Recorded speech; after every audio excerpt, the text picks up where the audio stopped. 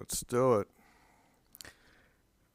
The Quaestura, that's political office, he merited it, so he earned it or obtained it, the rank of quaestorship by the authority, or it was a motion by Alagabus. You can take the H off if you want.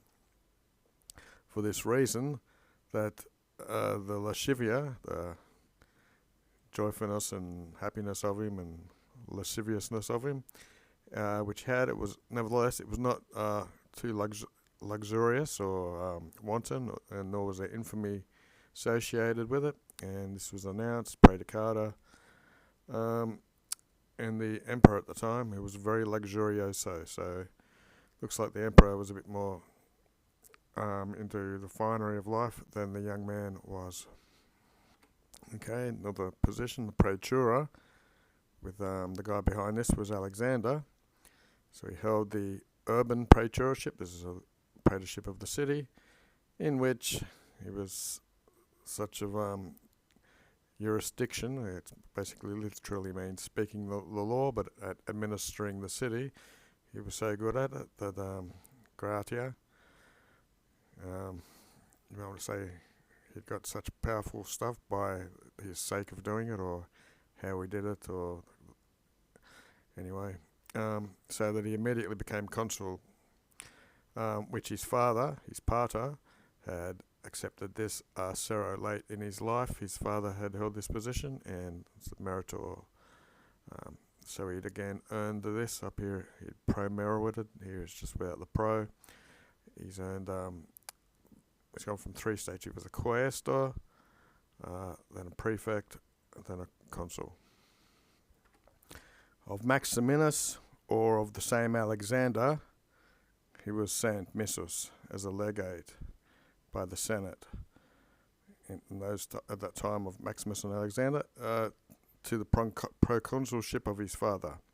And illuc there, these things, which we've said above, superior, they contigurated.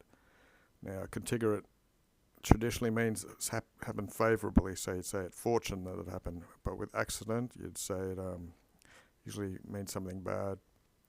But there are many authors over Latin history which interchange them, but it looks like you could say it favoured that this happened for him. Okay, 19. He was rather desirous of wine, and yet he was always in all directions, or in all ways. These were flavoured or conditi, condiments there, something's added to it. Now it would be roses, now it would be mystique, whatever that is. Now with absinthe, I think they make modern alcohols with absinthe in it. And these rest of these kind of things, which maxime greatly delight the gullet, the taste buds and the stomach. Of food, he was parcous, he was sparing, it ut correlatives. You might say so much so that inside of a point of time, in a very short period of time, it was either he was having lunch, if he lunched at lunchtime, or if he ate dinner, he finished it in a very quick period of time. So he was a fast eater. Now he was rather desirous of wine, but he's very desirous of women. For he had decreed for himself 22 concubines, it is said, and from which all of them he had turnos or quaternos, 3 or 4 sons left. So we'd what is that? So he's got 22 women with, if it's 4 sons, it'd be like 100 children or something. Apolladus says he was called because of that time, must be his age. He lived to be an old man. He was called Priamus, but the common people, the vulgar people, they would jokingly call him, because of his nature, propensio. It was called Priapus, not Priam. They often called him. So it's a dick joke. He must have had a long propense dick or something, so they called him this guy instead of Priam. He vixited. He lived in delicacies. These are enjoyments and voluptuous sort of things. In the gardens, in the baths, and in the pleasant groves, the nor did his father spurn him or spurn him. Very often he would be saying that quando cumpli, that whenever it was that he would die, it would be quickly, and he's reached the summit of famousness or something. He was extremely famous, and he would die quickly. Nectamen. Nevertheless, in his life, he never was a degenerate to the good people in his fortitude and his bravery. So he might have liked a bit of luxury, but he was still very brave, and he wasn't worse than the good people. And he was always amongst the most illustrious citizens, nor did he defer, nor did he fail the Republic in his consultations or his advice. Deniqui. Finally, even the Senate called him Augustus, Illum Augustus, very freely, or they didn't hold back, they were generous. And in him, the Senate placed the spem publicum, the hope of the Republic or something, was trusted in him. He was very cultured in his clothing. To his slaves and all of his people, he was charos, he was dear.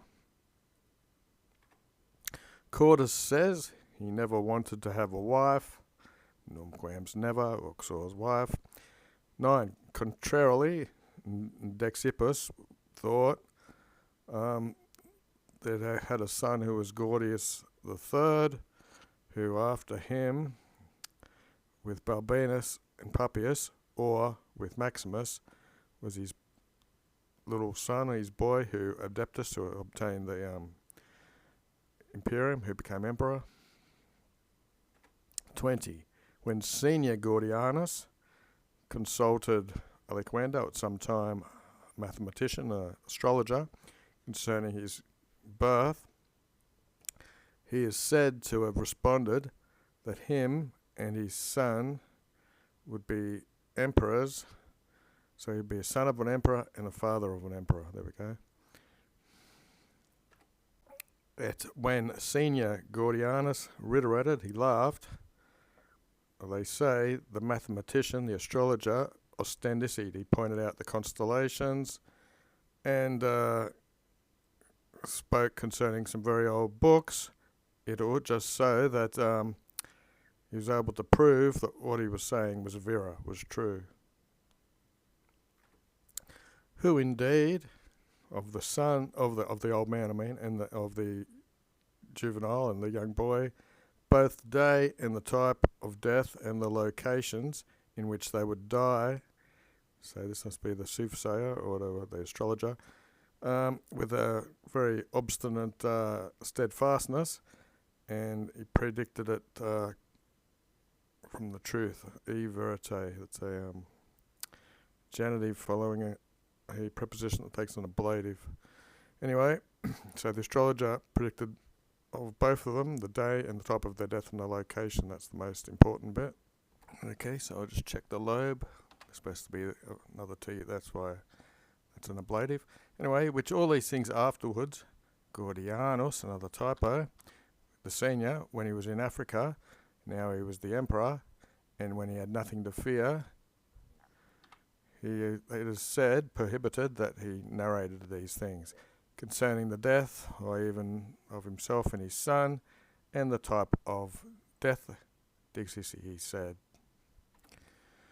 In Praeterea, besides, the Sanax, the old man, would sing these verses when he saw Gordianus his son, and these especially most often.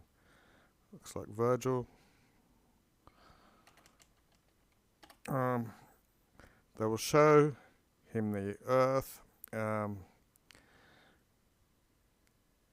fate will not allow him, sinneret him, to be on this earth any longer.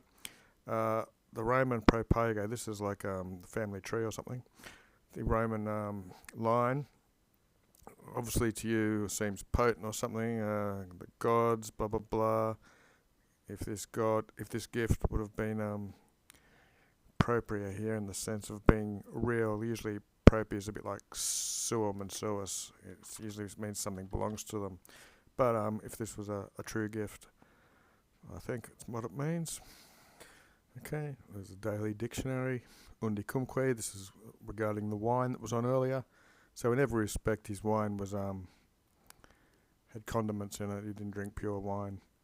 Back to the end, anyway. There still is extant. There still exists words and in prose, salute, oration, and in verses of the younger Gordian, which today, by his relatives, is still frequently quoted. I guess that's not great, nor is it the worst, but it's mediocre in the middle, and which is apparent of an ingenious man, but he was a bit too luxuriant, and he's deserted his true skills, his ingenium.